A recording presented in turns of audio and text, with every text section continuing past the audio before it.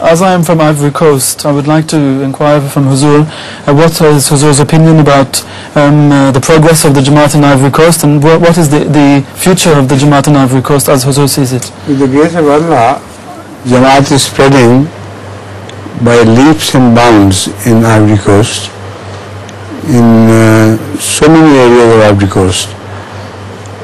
Previously, the stress was on converting the big people, chiefs, even more than that, ministers, members of parliament, etc., etc.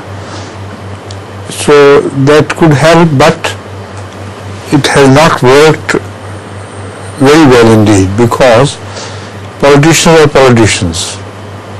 You know, you cannot have high hopes of them. All over the world they are the same. Politicians are not to be trusted. So much so that according to one joke, a bus full of politicians was going somewhere until it met with an accident and stuck against a tree, and the police followed it and found out how many were the survivors. So the farmer said, no, there is no survivor at all. I have buried them all. He said, what do you mean? No survivor? He said, no. He said, listen to me. Although there were so many people among them who were saying they were still alive, but because they were politicians, I couldn't believe it. So this is the great. So this is the case with the politicians everywhere in the world. This joke belongs to America. American politicians, Ivory Coast politicians are not much different. So this time I instructed Tafsir to go for Aimma,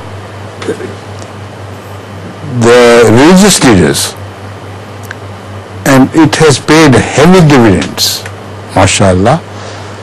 Wherever the imams come, they preach among their followers, and they also follow in great numbers, and the imams can take up a fight with another imam, and both have their standing as imams.